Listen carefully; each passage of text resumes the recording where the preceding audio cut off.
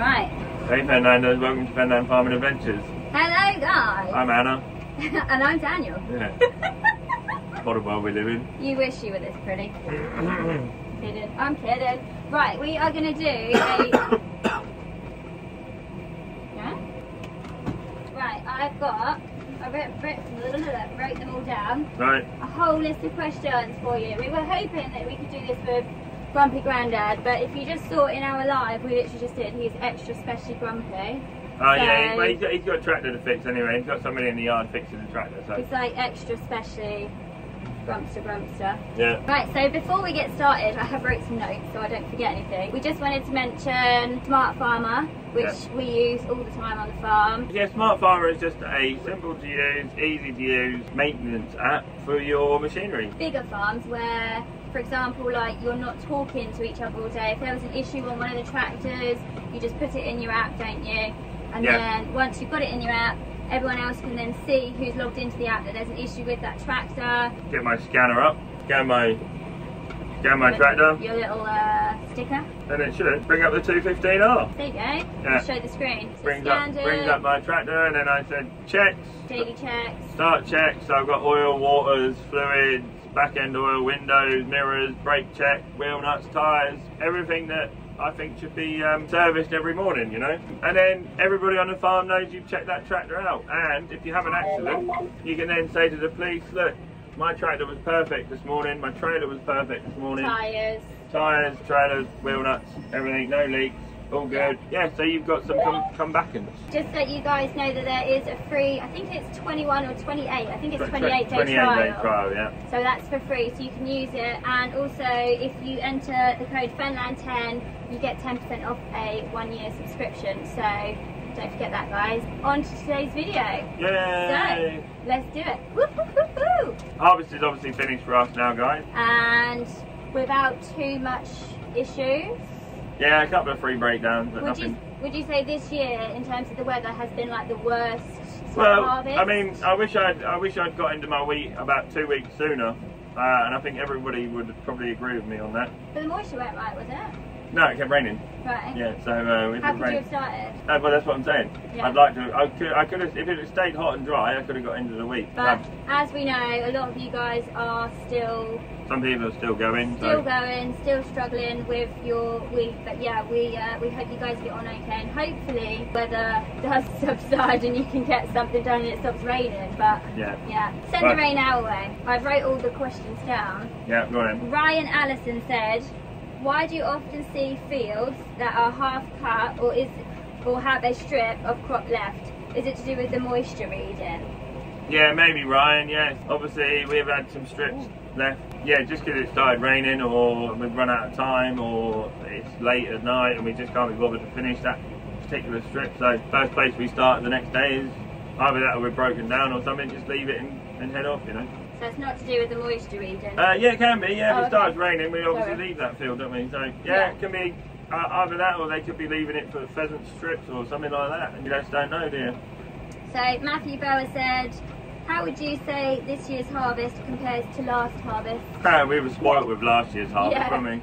Last year's harvest went really smoothly. This year's harvest didn't go too badly, really. Last year's problems were that we had to stop at like 12 o'clock in the afternoon and then come back to it later on in the evening because the wheat was getting too hot and was getting down to like 11% moisture, which is not great.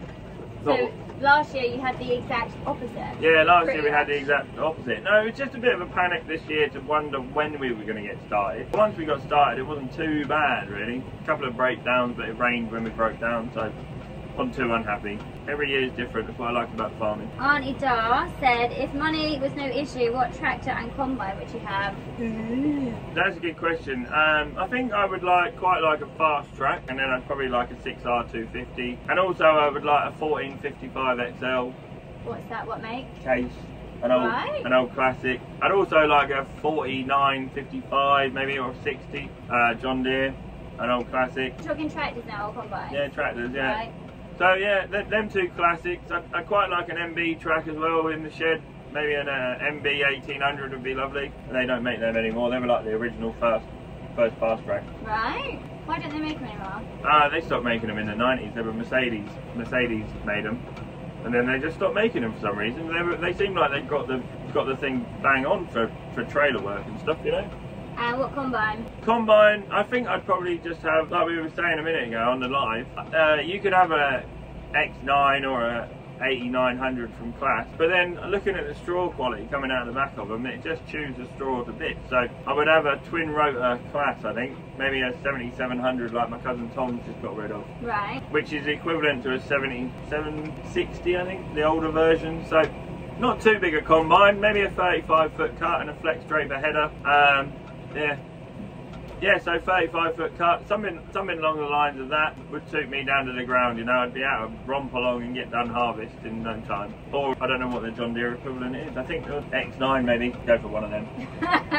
Gordon Cromwell said, what combine did you have before the 480? We had a 2256 John Deere, little 20-foot cut on it. Yeah, and then before that, for about 10 or 12 years, we used to just hire them in. So we hired combines in and got whatever we were given, really. You used to swap between a Class and a John Deere, didn't you? Yeah, well, we just got whatever we were given, really, and we had a John Deere one season, and then we had a Class the next season, and we had a really big John Deere the season after. Yeah. And then it was a single rotor, no normal drum or anything. The drum was in the rotor. It was just a pile of chaff that came out the back of it, so that ended up going back. Obviously, we want the straw for our pig stomach. Yeah. Steve Weatherall said, best machine you have ever purchased and the worst. Ooh, that's juicy. Best machine I think we've ever purchased is UH063 Hitachi. Oh yeah, you love that thing. Yeah, the digger. We used to hire a digger in to do our drainage for a season, and then before that we used to have a contractor come in and do the ditching. Our little Hitachi paid for itself in one season. Yeah. So for what we paid for it, it was bugger all, and it's still here 10, 12 years later. Yeah, we bought it from Cambridge Machinery Sale, Cheffin. We knew where it come from, and we also know the driver. The driver messaged me on one of the old videos. Right. Yeah, he spotted it on the videos and was like, hey, my old digger's still going strong. So the Hitachi was a really good buy. I think it brought a little tear to his eye. Yeah, maybe, yeah. So if you're watching, obviously the Hitachi's still going strong. We use it a lot, you know. And the worst, I don't really know. You do have machines kind of come and go quite a lot, not for them being not useful, but like they're probably not useful at the time. Yeah. So would you say that there's anything you've ever bought that you're just like, nah, this is just not working? Like, not for me. I think the worst thing we ever bought, we had a Stand & Vision, and that was pretty bad. What was that? Potato harvester. Right. We bought a Stand & Vision. It was far too big for our tractor. It basically killed our tractor off. It just was an electrical nightmare. Every time I tried to press a button to change something would go wrong on it. So that was a pretty bad buy, and we saw the light in the end and got rid of that and got Grimmy. The worst thing Dad's ever bought was a load of tyres from a farm sale when he got them home and they were all punctured. Otherwise, no, I don't think we've had too many, we can't afford to have too many machine nightmares, because we have to fix them and then either sell them on or use them, you know. So can't afford to have breakdowns, can you? No. I think the other thing we bought as well that was a bit of a nightmare, that was before my time. Dad bought a Case 5140. Sorry. And I don't know whether we just got a dog, but it didn't last very long. I think it was on farm for about 9 months from brand new, and it had a head gasket, it had a back end, and then the brakes failed on it. And Dad was like, nah, you can keep that.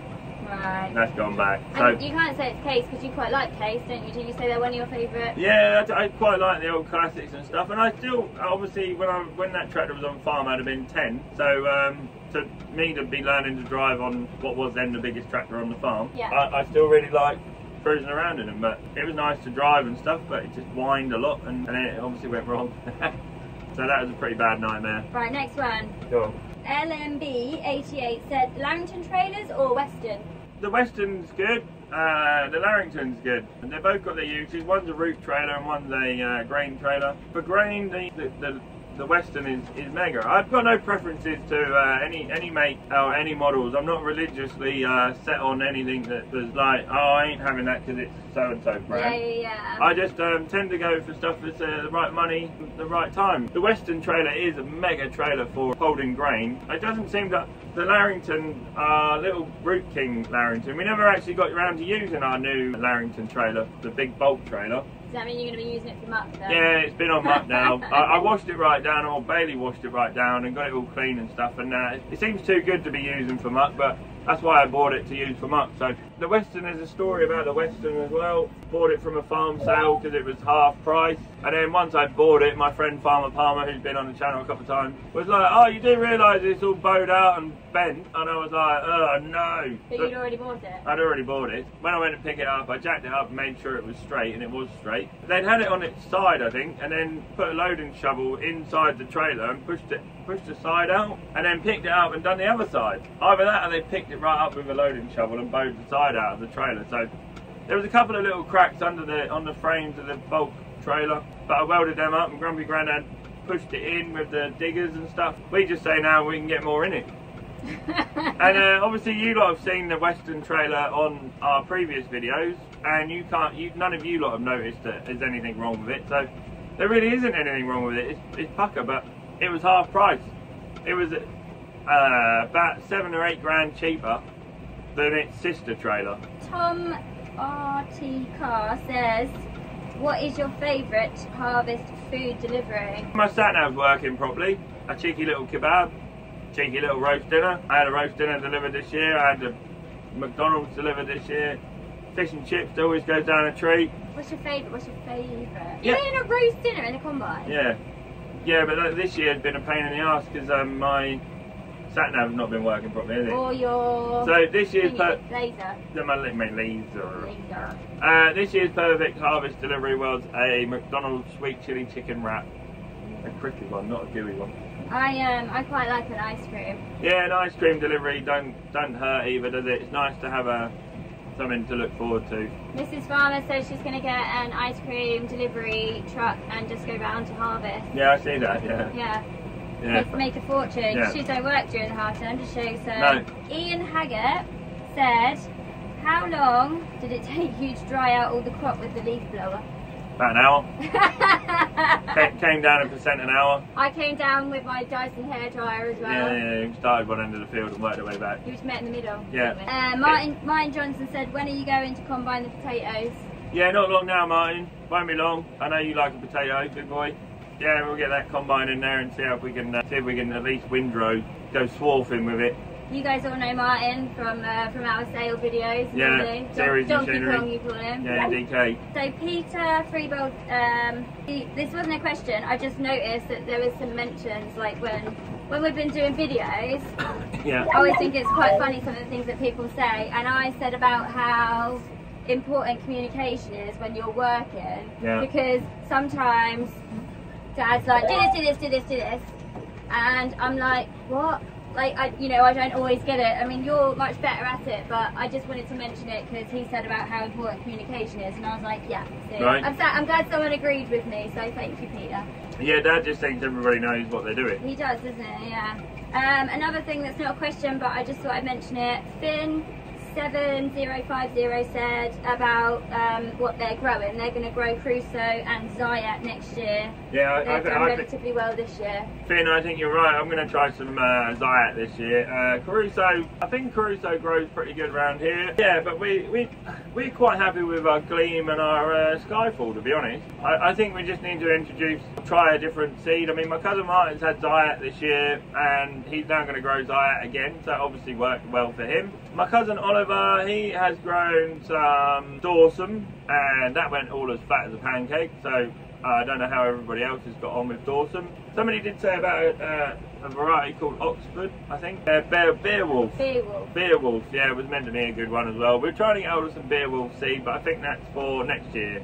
Right. That's not out yet, I don't think. So that, and then you got the likes of There was one called Mayflower, looked pretty good. Another one called Champion that looked pretty good, but Champion just falls over, I think. So what are you going to grow? Are you just still unsure what you're going to go for this year? I think I'm going to grow mostly Gleam with a hint of Skyfall and just try some Diet and see how we get on. Yeah? Yeah, I think that's my battle plan. A pinch of this, a pinch of that. Yeah. I always put all my milling wheat, Skyfalls and stuff like that behind sugar beet and potatoes just to suck up the last of the muck and all the nutrients that the potatoes and stuff haven't got. Tip I've just given you all for nothing. You're welcome. You're welcome, yeah. Adam Rowell says, what are the yields like? Average, yeah, just average. I did see a 14 tonne a hectare at one point. 14 I think was the highest I ever saw all season. So I would say probably about 9 or 10 tonne a hectare maybe would be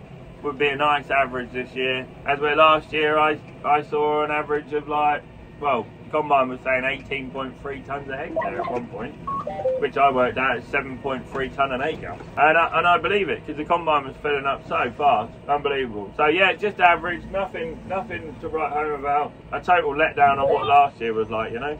You were a little bit spoiled last year though. Yeah, last year was just epic. I don't know what we've done different last year to what we... If I could replicate that every year, that'd be great. But I think it was just the weather. Yeah. Every season's different. Yeah. Every season's different, so...